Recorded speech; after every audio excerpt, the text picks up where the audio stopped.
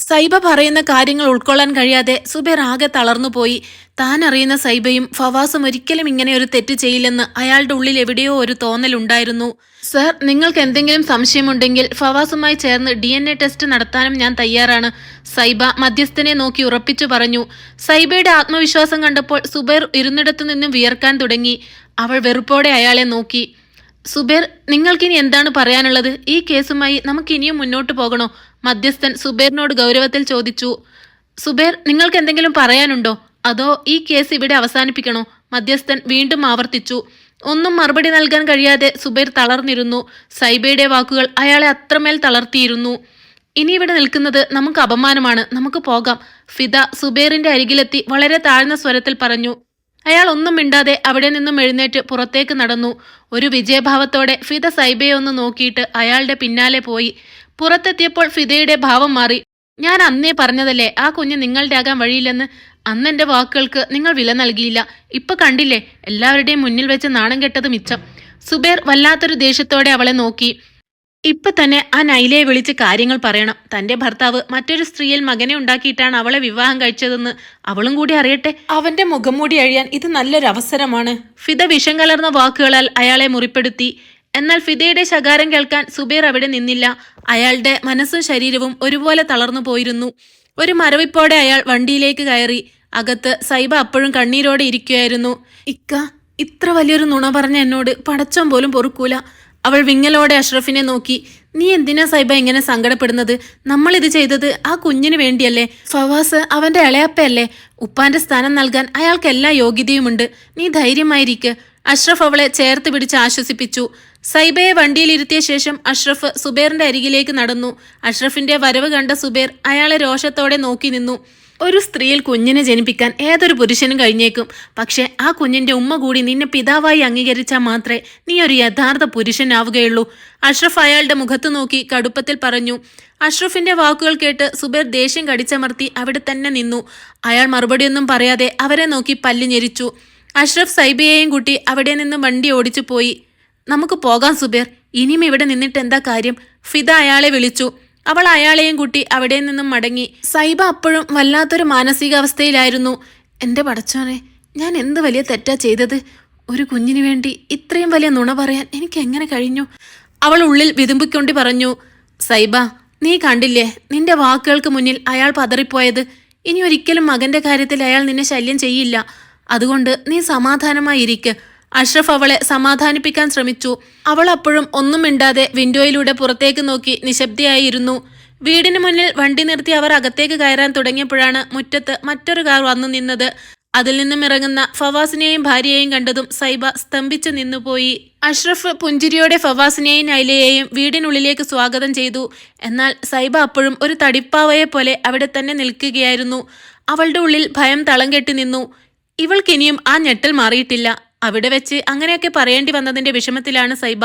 ഫവാസിനോട് വലിയൊരു ചതി ചെയ്തെന്ന കുറ്റബോധമാണ് ഇപ്പോൾ ഇവളുടെ മനസ്സിൽ. അഷ്റഫ് പറഞ്ഞു. അഷ്റഫ് പറയുന്നത് കേട്ട് സൈബ അവിശ്വസനീയതയോടെ അയാളെ നോക്കി. ഇദ്ദേഹത്തിന് ഇതെല്ലാം നേരത്തെ അറിയാമായിരുന്നോ എന്ന ചോദ്യം അവളുടെ കണ്ണുകളിൽ നിഴലിച്ചു. സൈബ, നീ എന്തിനാണ് ഇങ്ങനെ പേടിക്കുന്നത്? കാര്യങ്ങളെല്ലാം ഫവാസിന് നേരത്തെ തന്നെ അറിയാമായിരുന്നു. അവനെല്ലാം സമ്മതിച്ചതുകൊണ്ട് മാത്രമാണ് സുബൈറിന് മുന്നിൽ അങ്ങനെ പറയാൻ ഞാൻ നിന്നോട് ആവശ്യപ്പെട്ടത്.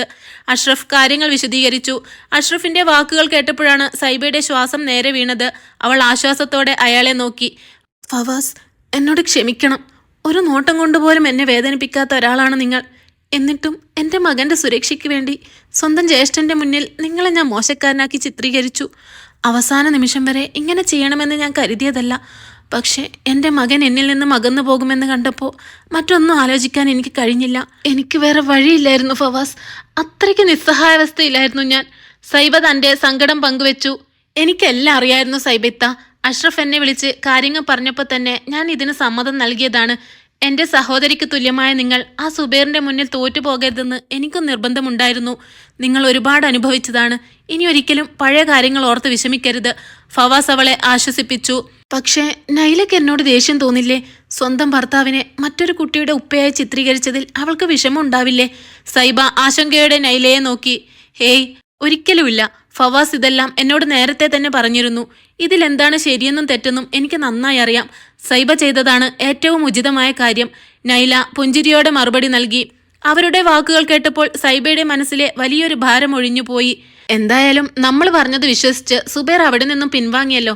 ഇനി വലിയ പ്രശ്നങ്ങളൊന്നും ഉണ്ടാവില്ലെന്ന് കരുതാം, നൈല കൂട്ടിച്ചേർത്തു. സൈബ ആശ്വാസത്തോടെ ഒന്ന് മൂളി. മുറിക്കുള്ളിൽ അസ്വസ്ഥനായി അങ്ങോട്ടും ഇങ്ങോട്ടും നടക്കുകയായിരുന്നു സുബൈർ. അയാളുടെ മുഖത്തെ പരിഭ്രമം കണ്ട് ഫിദ പുച്ഛത്തോടെ നോക്കിയിരുന്നു. സൈബ പറഞ്ഞ ഓരോ വാക്കുകളും സുബൈറിന്റെ കാതുകളിൽ മുഴങ്ങിക്കൊണ്ടിരുന്നു. തന്റെ ദേഷ്യം നിയന്ത്രിക്കാൻ അയാൾ നന്നേ പാടുപെട്ടു. ഫവാസ് എത്ര ഭാഗ്യവാനാണ്. വെറും ചുരുങ്ങിയ കാലം കൊണ്ട് അയാൾക്കൊരു മകനെ ലഭിച്ചല്ലോ. നിങ്ങൾ 5 വർഷം ഒരുമിച്ച് ജീവിച്ചിട്ടും നിങ്ങൾക്കതിന് സാധിച്ചില്ലല്ലോ. ഫിദ അവനെ പ്രകോപിപ്പിക്കാൻ എന്നവണ്ണം പരിഹാസത്തോടെ പറഞ്ഞു. അവളുടെ വാക്കുകൾ കേട്ട് സുബൈർ രോഷാകുലനായി അവളെ നോക്കി. എനിക്ക് കഴിവുണ്ടെന്ന് തെളിയിക്കാൻ ഞാൻ ഇപ്പോൾ ചെയ്യേണ്ടത് നിന്നെ എന്റെ ജീവിതത്തിൽ നിന്നും പുറത്താക്കുകയാണ്. നിന്റെ കുറവുകൾ കാരണമാണ് ഞാൻ ഇന്നും ഒരു കുഞ്ഞില്ലാത്തവനായി നിൽക്കുന്നത്, അയാൾ ആക്രോശിച്ചു. അതുകൊണ്ട് നിങ്ങൾക്കൊരു നേട്ടവും ഉണ്ടാകാൻ പോകുന്നില്ല സുബൈർ. ഒരു കുഞ്ഞിനെ തരണമെങ്കിൽ പടച്ചോൻ കൂടി വിചാരിക്കണം. ഫിദ ഒട്ടും കുലുങ്ങാതെ മറുപടി നൽകി. അയാൾ ദേഷ്യത്തോടെ അവളെ തുറിച്ചു നോക്കി. ഞാൻ നിങ്ങളുടെ ഉമ്മയോട് കാര്യങ്ങളെല്ലാം പറഞ്ഞു കഴിഞ്ഞു. ആ കുഞ്ഞിന്റെ ഉപ്പ ഫവാസ് ആണെന്ന് അവർക്കും ഇപ്പോൾ ബോധ്യമായിട്ടുണ്ട്. ആ കുട്ടിയെ ഇങ്ങോട്ട് കൊണ്ടുവരാൻ ഫവാസിനോട് ആവശ്യപ്പെടാൻ ഉമ്മ പറഞ്ഞിട്ടുണ്ട്.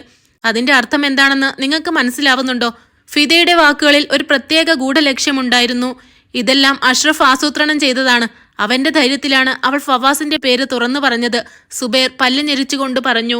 ആ കാര്യത്തിൽ സൈബ ശരിക്കും ഭാഗ്യവതിയാണ്. 2ാം വിവാഹമാണെങ്കിലും അവൾക്ക് കിട്ടിയതൊരു ഡോക്ടറാണല്ലോ.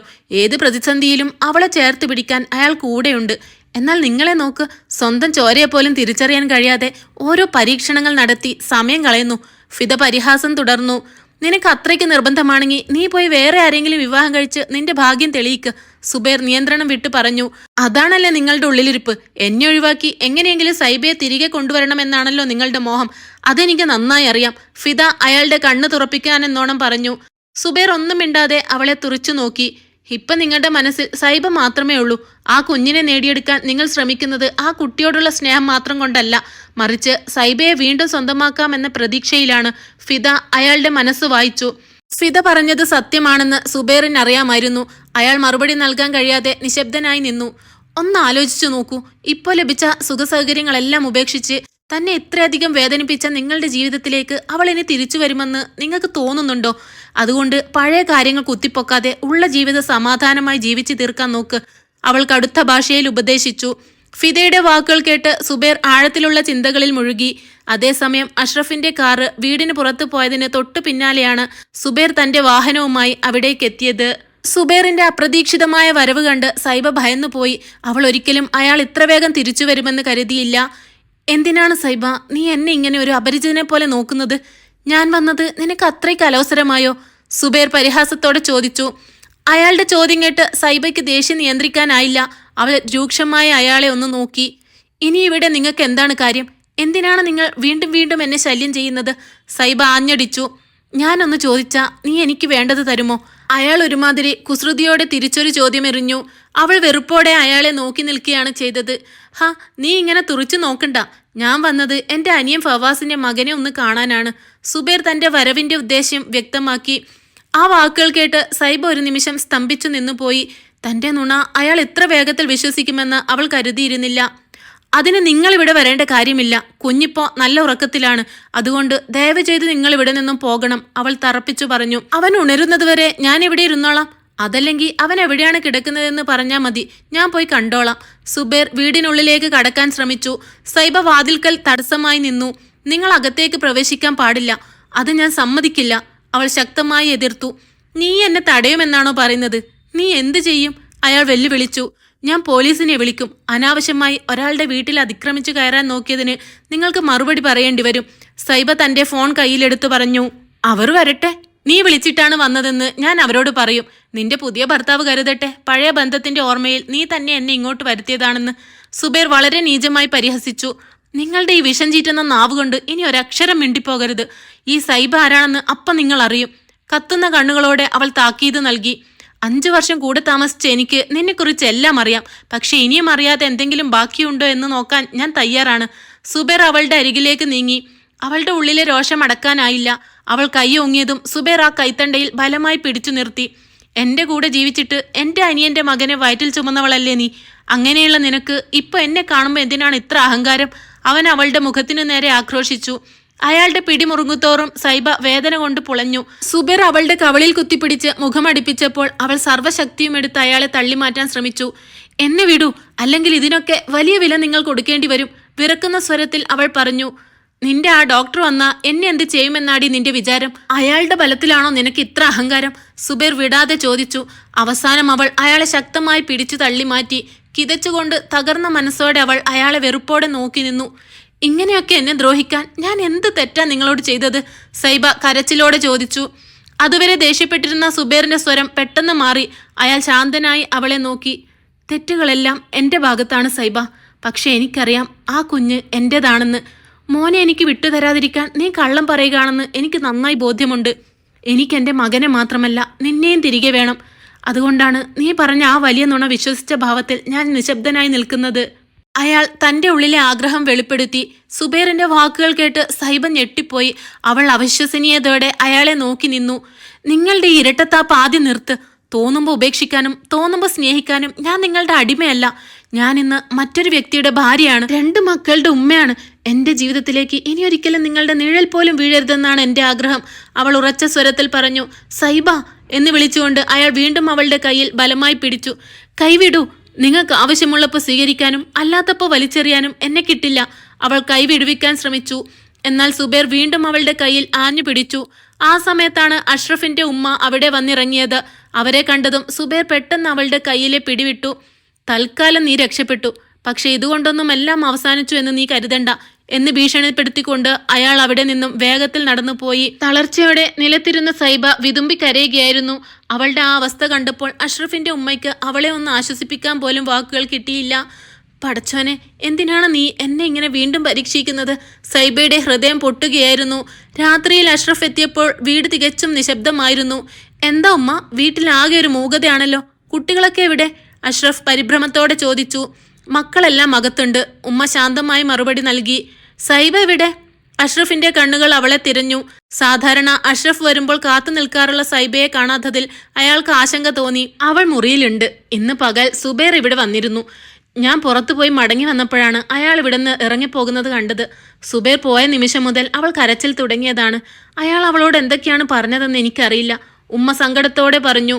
ഉമ്മയുടെ വാക്കുകൾ കേട്ട് അഷ്റഫ് സ്തംഭിച്ചു പോയി. സുബൈർ ഇത്ര വേഗം തിരിച്ചു വരുമെന്ന് അയാൾ ഒരിക്കലും കരുതിയിരുന്നില്ല. അഷ്റഫ് വേഗം മുറിയിലേക്ക് കയറി. അവിടെ ഇരുട്ടിൽ ഒരു മൂലയിൽ മുഖം പൊത്തിയിരുന്ന് കരയുന്ന സൈബയെ കണ്ടപ്പോൾ അയാളുടെ ഉള്ളു പിടഞ്ഞു. അയാൾ ലൈറ്റ് ഓൺ ചെയ്ത് അവളുടെ അരികിലേക്ക് ചെന്നു.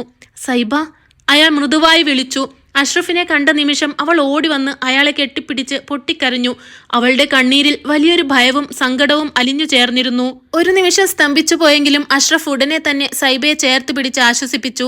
സൈബ, എന്തു പറ്റി? എന്തിനാണ് നീ ഇങ്ങനെ തളർന്നു പോകുന്നത്? അയാൾ ആകുലതയോടെ തിരക്കി. എന്റെ വിധി ഇങ്ങനെ ആയിപ്പോയല്ലോ അഷ്റഫ്. പടച്ചോൻ എന്നെ പരീക്ഷിച്ച് മതിയായില്ലേ? ഞാൻ എന്ത് അപരാധമാണ് ചെയ്തത്? വിങ്ങലോടെ അവൾ അയാളുടെ നെഞ്ചിലേക്ക് ചാഞ്ഞു. സുബൈർ നിന്നെ ഉപദ്രവിച്ചോ? അയാൾ മോശമായി എന്തെങ്കിലും ചെയ്തോ? അയാളുടെ സ്വരത്തിൽ ആശങ്ക നിറച്ചു. വാക്കുകൾ കൊണ്ട് മാത്രമല്ല അയാൾ എന്നെ വേദനിപ്പിച്ചത്. സൈബ വിതുമ്പിക്കൊണ്ട് തന്റെ കൈത്തണ്ടയിലെ പാടുകൾ കാണിച്ചു കൊടുത്തു. സൈബയുടെ കയ്യിലെ ആ ചുവന്ന പാടുകൾ കണ്ടതും അഷ്റഫിന്റെ കണ്ണുകളിൽ രോഷം കത്തിയെരിഞ്ഞു. നടന്ന കാര്യങ്ങളെല്ലാം അവൾ വിവരിച്ചപ്പോൾ അയാളുടെ മുഖം ദേഷ്യം കൊണ്ട് വിറച്ചു. നീ പേടിക്കേണ്ട സൈബ, നിന്നെ ആയാലും നമ്മുടെ മകനെ ആയാലും സ്പർശിക്കാൻ പോലും ഇനി ആ ക്രൂരനെ ഞാൻ അനുവദിക്കില്ല. ഈ അഷ്റഫിന്റെ ശ്വാസം നിലയ്ക്കുന്നതുവരെ നിങ്ങൾ സുരക്ഷിതരായിരിക്കും, അയാൾ ഉറച്ച സ്വരത്തിൽ പ്രതിജ്ഞ ചെയ്തു. അഷ്റഫ് ദേഷ്യത്തോടെ മുറിക്ക് പുറത്തേക്ക് പോകാനൊരുങ്ങിയപ്പോൾ സൈബ അയാളുടെ കയ്യിൽ പിടിച്ച് തടഞ്ഞു. ഇക്ക, ദയവ് ചെയ്തു പോകരുത്. അയാൾ ഒരു ദുഷ്ടനാണ്. ആരെയും എന്തും ചെയ്യാൻ മടിക്കാത്ത ഒരാളാണ് അയാൾ, അവൾ ഭയത്തോടെ അപേക്ഷിച്ചു. എന്റെ വീട്ടുപടിക്കൽ വന്ന് നിന്നെ തൊടാൻ ധൈര്യം കാണിച്ചെങ്കിൽ അതിനുള്ള മറുപടി അവന് കൊടുക്കാതെ എനിക്ക് സമാധാനം കിട്ടില്ല സൈബ. അഷ്റഫ് വിട്ടുകൊടുക്കാൻ തയ്യാറായില്ല. വേണ്ട ഇക്ക അയാളുമായി ഒരു തർക്കത്തിന് പോകരുത്. എനിക്കത് താങ്ങാൻ കഴിയില്ല. സൈബ വിറക്കുന്ന സ്വരത്തിൽ അയാളെ തടഞ്ഞു. നീ സമാധാനമായിരിക്കും സൈബ, ഒന്നും സംഭവിക്കില്ലെന്ന് ഞാൻ ഉറപ്പു തരുന്നു. അഷ്റഫ് അവളെ സമാധാനിപ്പിക്കാൻ ശ്രമിച്ചു. എന്നാൽ അയാളുടെ വാക്കുകൾ അവളിൽ ഒട്ടും ആത്മവിശ്വാസം നൽകിയില്ല. അഷ്റഫ് മുറിയിൽ നിന്നും പുറത്തേക്ക് പോകുന്നത് നിറഞ്ഞ കണ്ണുകളോടെ അവൾ നോക്കി നിന്നു. അഷ്റഫ് സുബൈറിന്റെ അടുക്കലേക്ക് പോയി. ഞാൻ നിന്റെ വരവ് കാത്തിരിക്കായിരുന്നു, പക്ഷേ ഇത്ര വേഗത്തിൽ നീ എന്റെ മുന്നിലെത്തുമെന്ന് ഞാൻ കരുതിയില്ല. അഷ്റഫിനെ കണ്ടതും സുബൈർ പരിഹാസത്തോടെ പറഞ്ഞു. നമുക്ക് പ്രിയപ്പെട്ടവരുടെ മനസ്സിൽ മുറിവേൽപ്പിക്കാൻ ആരെങ്കിലും ശ്രമിച്ചാൽ അവരെ നേരിടാൻ ഞാൻ ഒരു നിമിഷം പോലും വൈകിക്കാറില്ല സുബൈർ. അഷ്റഫ് ശാന്തമെങ്കിലും കടുത്ത സ്വരത്തിൽ മറുപടി നൽകി. അപ്പോ അവളിപ്പോ നിന്റെ അത്രയ്ക്കും പ്രിയപ്പെട്ടവളായോ? മറ്റാരുടെയോ കുഞ്ഞിനെ വയറ്റിൽ ചുമന്ന ഒരുത്തിയെ വീട്ടിൽ കയറ്റിയപ്പോൾ അവൾ വെറും ഒരു നേരം പോക്കാണെന്നേ ഞാൻ കരുതിയുള്ളൂ. സുബൈർ വളരെ നീചമായി സംസാരിച്ചു. സ്ത്രീകളെ വെറും ഉപഭോഗ വസ്തുവായി കാണുന്ന നിന്റെ ആ സ്വഭാവം ഇന്നും മാറിയിട്ടില്ലല്ലേ? എനിക്കങ്ങനെയുള്ള ചിന്തകളില്ല. അഷ്റഫ് അവന്റെ ആരോപണത്തെ പുച്ഛിച്ചു തള്ളി. പക്ഷെ ഒന്നോർക്കുന്നത് നല്ലതാണ് ഡോക്ടർ. പലരുടെ കൂടെ കിടന്ന് ശീലിച്ചവളാണ് ഇപ്പൊ നിന്റെ കൂടെയുള്ളത്. അവൾക്ക് പോലും അറിയില്ലായിരിക്കും ആ കുഞ്ഞ് ശരിക്കും ആരുടേതാണെന്ന്. സുബൈർ തന്റെ ക്രൂരത കലർന്ന വാക്കുകൾ തുടർന്നു. കുറഞ്ഞ നാളുകൾ കൊണ്ട് തന്നെ അവളുടെ മനസ്സ് വായിക്കാൻ എനിക്ക് സാധിച്ചു.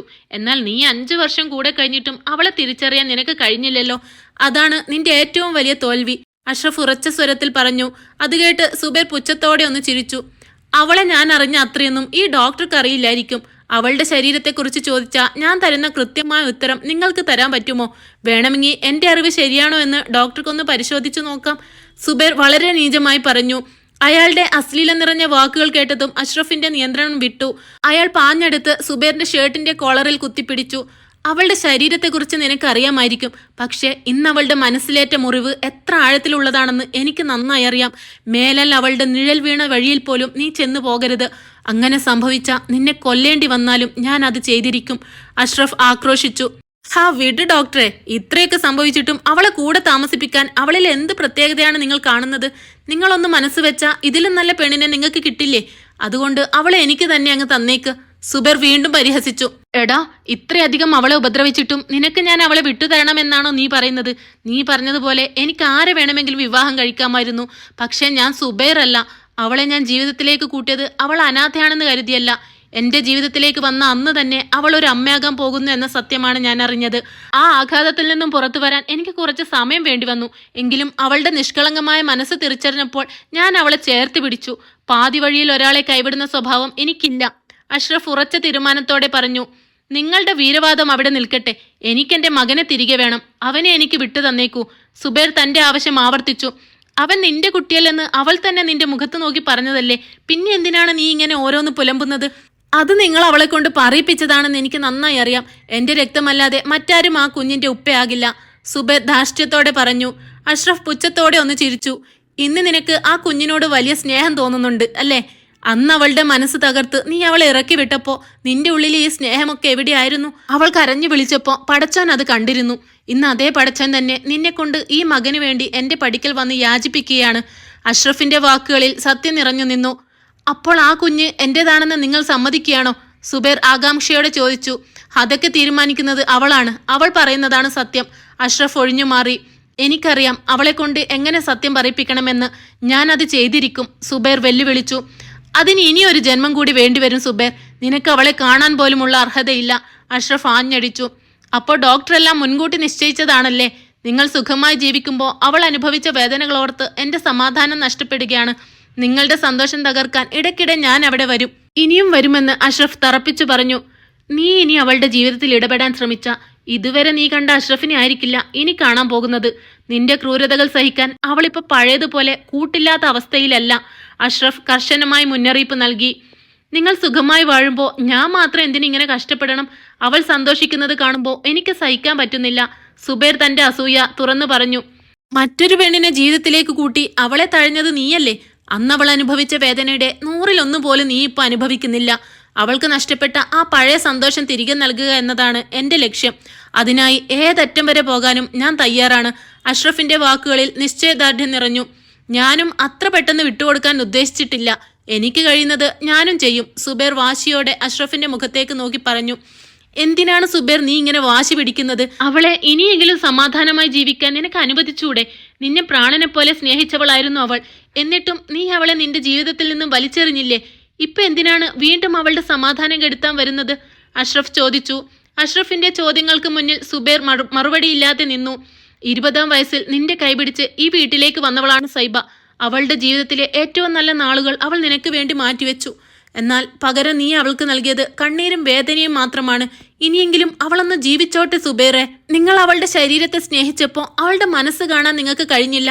അത്രയധികം നിങ്ങളെ പ്രണയിച്ച അവൾക്ക് ഒരു സുപ്രഭാതത്തിൽ നിങ്ങളെ വെറുക്കാൻ കഴിയില്ലെന്ന് എനിക്കറിയാം. അഷ്റഫ് പറയുന്നത് കേട്ട് സുബൈർ മൗനമായി നിലയുറപ്പിച്ചു. ഇന്ന് വരെ ഞാൻ അവളുടെ ശാരീരിക സുഖം ആഗ്രഹിച്ചിട്ടില്ല. അതൊന്നും മോഹിച്ചല്ല ഞാൻ അവളെ എൻ്റെ ജീവിതത്തിന്റെ ഭാഗമാക്കിയത്. എങ്കിലും പരസ്പരം മനസ്സിലാക്കാൻ ഞങ്ങൾക്ക് സാധിച്ചിട്ടുണ്ട്. അവളുടെ ഉള്ളൊന്നു വിങ്ങുന്നത് പോലും അവൾ പറയാതെ തന്നെ എനിക്ക് തിരിച്ചറിയാൻ കഴിയും. ഞാൻ ഇങ്ങോട്ട് വരുമ്പോൾ പോലും അവൾ ആവശ്യപ്പെട്ടത് നമ്മൾ തമ്മിൽ ഒരു പ്രശ്നവും ഉണ്ടാകരുതെന്നാണ്. കാരണം നിങ്ങൾക്ക് നല്ലൊരു ഭാവി ഉണ്ടാകണമെന്ന് ഇന്നും അവൾ ആഗ്രഹിക്കുന്നു. എന്നാൽ നിങ്ങൾ ഇപ്പോഴും അവളെ എങ്ങനെ വേദനിപ്പിക്കാമെന്ന് മാത്രമാണ് ചിന്തിക്കുന്നത്. ഇനിയെങ്കിലും ആ പാവത്തെ സമാധാനമായി ജീവിക്കാൻ വിടൂ. അഷ്റഫിന്റെ വാക്കുകൾ സുബൈറിന്റെ ഉള്ളിൽ തട്ടി. അഷ്റഫിന്റെ വാക്കുകൾക്ക് മുന്നിൽ സുബൈർ തല കുനിച്ചു നിന്നു. അയാളുടെ മനസ്സിൽ ഇപ്പോൾ സൈബയുടെ ഓർമ്മകൾ മാത്രമായിരുന്നു. നീ ഇനി ഒരിക്കലും അവളുടെ ജീവിതത്തിലേക്ക് തിരികെ വരില്ലെന്ന ഉറപ്പിലാണ് ഞാൻ പോകുന്നത്. മറിച്ചെന്തെങ്കിലും സംഭവിച്ചാൽ അതെങ്ങനെ അവസാനിപ്പിക്കണമെന്ന് എനിക്ക് നന്നായി അറിയാം. ഒരു മുന്നറിയിപ്പ് പോലെ അഷ്റഫ് പറഞ്ഞു നിർത്തി. അഷ്റഫ് പോകുന്നത് നോക്കി നിൽക്കാനല്ലാതെ മറ്റൊന്നും ചെയ്യാൻ സുബൈറിന് കഴിഞ്ഞില്ല. സ്വന്തം ജീവിതം തകർത്തത് താൻ തന്നെയാണെന്ന തിരിച്ചറിവിൽ അയാൾ വിങ്ങിപ്പൊട്ടി അവിടെ നിന്നു.